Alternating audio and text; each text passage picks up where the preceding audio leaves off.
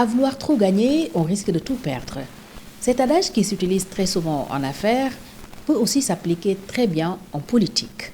Le retour triomphal de l'ancien président du Sénégal, Macky Sall, le 17 juillet 2026 à Dakar, et son audience avec le président de la République, Bassirou Diomaye Diakhar Faye, démontrent parfaitement l'une des plus grosses erreurs commises par le président du parti PASTEF et de l'Assemblée nationale du Sénégal.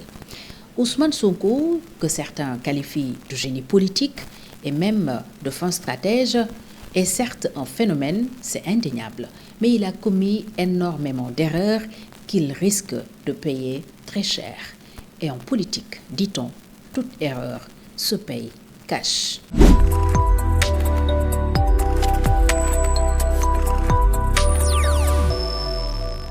De 2014 à 2019, Ousmane Sonko a abattu un travail politique exceptionnel qui a porté ses véritables fruits en 2019 lorsqu'il est arrivé troisième à la présidentielle avec un score record de 15,67% des voix derrière Idrissa Seck et Macky Sall. Et tenez-vous bien, pour une première participation. De 2021 à 2024, il traverse une zone de très forte turbulence, marquée notamment par les affaires Mame Mbaye Niang et Adji Sarr. Sonko commettra surtout l'une de ses plus graves erreurs politiques lorsqu'il a accepté de négocier du fond de sa cellule de la prison du Cap Manuel avec son principal adversaire Macky Sall, sa libération, celle de ses partisans et même de l'actuel président Bassirou Diomaye Diakhar Faye. Ce qu'on appelle le protocole du Cap Manuel, car cela s'est passé dans la plus grande opacité. 2 ans après, l'on se demande toujours ce qu'ils ont bien pu se dire ou sur quoi sont-ils tombés d'accord au point qu'au lendemain de leur libération, lors de leur première face-à-face avec la presse, Macky Sall, qui était pendant près d'une décennie le méchant, le très méchant, devient subitement, selon Sonko et Diomaye, le plus gentil. Une erreur qu'Ousmane Sonko n'aurait jamais commise s'il s'était bien inspiré de l'épisode Idrissa Seck, Abdoulaye Wade, Karim Wade et Macky Sall, et plus loin, Aung San Suu Kyi et l'armée birmane. Celle que l'on considérait comme l'icône de la démocratie a été assignée à résidence pendant près de 15 ans par la junte militaire en raison de son combat pour la démocratie.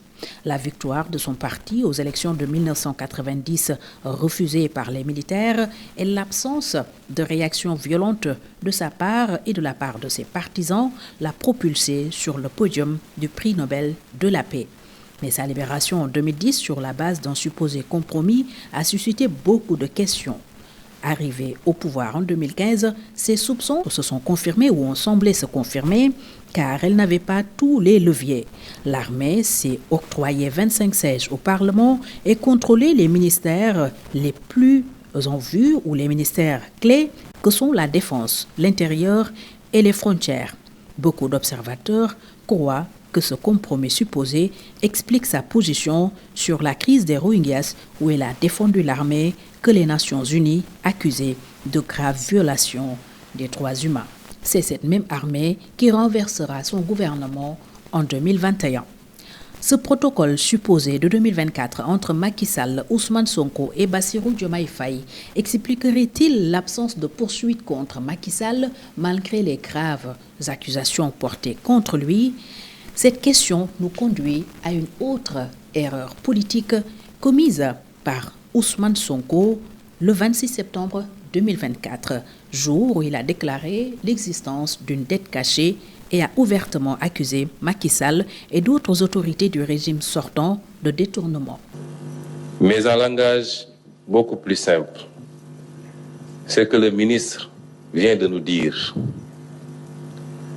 c'est que les autorités que nous avons remplacées ont menti au pays et ont menti aux partenaires en falsifiant les chiffres publics,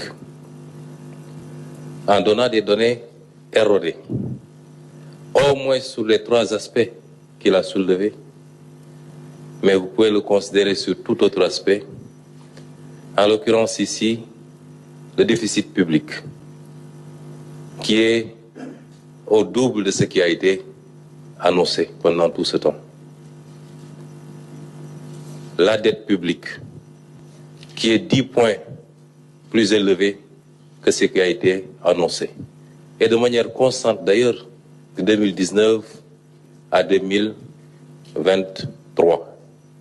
L'exercice aurait pu remonter plus loin.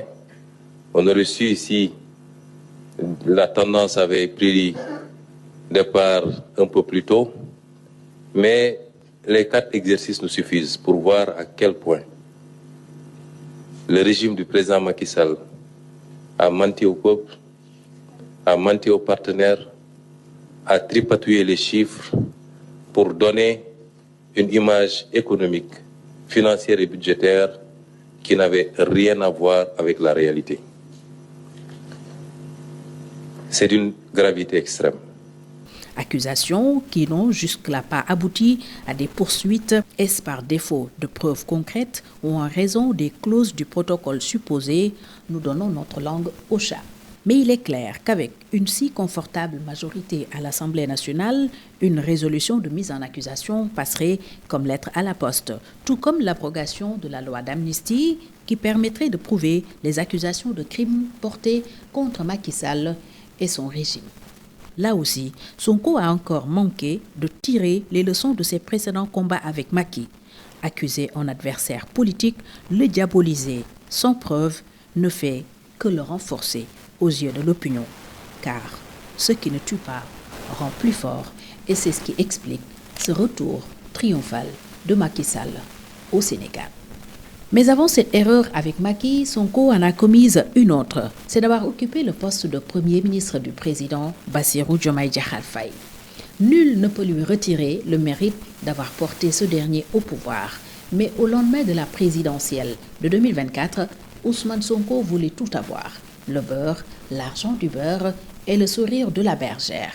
Et comme dit plus haut, à vouloir trop gagner, on risque de tout perdre. En occupant la primature pendant 2 ans, durant lesquels le régime du président de la République Bassirou Diomaye Diakhar Faye n'a pratiquement enregistré aucun résultat qui a amélioré le quotidien des Sénégalais, Ousmane Sonko sacrifie ainsi sa virginité politique et de gouvernance, car cet échec lui est imputable selon ses adversaires du moment, notamment la coalition Diomaye Président. Pire, le journaliste Madiambal Diagne l'accuse de détournement, de corruption, entre autres, des dossiers qui seraient en instance ou en train d'être fouillés par les corps de contrôle selon ce dernier.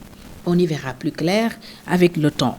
Mais il est clair que si Ousmane Sonko s'était éloigné du pouvoir du président Bassirou Diomaye Diakhar Faye, peut-être qu'il aurait pu même occuper le perchoir, la présidence de l'Assemblée nationale, après la victoire de son parti aux législatives, il aurait conservé sa virginité politique et n'aurait pas donc prêté le flanc et laissé traîner toutes ces accusations contre sa personne. Le dernier front qu'il a ouvert est celui contre le président Bassirou Diomaye Diakhar Faye. Est-ce une autre erreur d'Ousmane Sonko de vouloir combattre le président Bassirou Diomaye Faye? Donnez-nous votre réponse en commentaire et dites-nous surtout, selon vous, qui de Diomaye ou de Sonko gagnera ce duel et pourquoi. Ce sera justement le sujet de la prochaine analyse.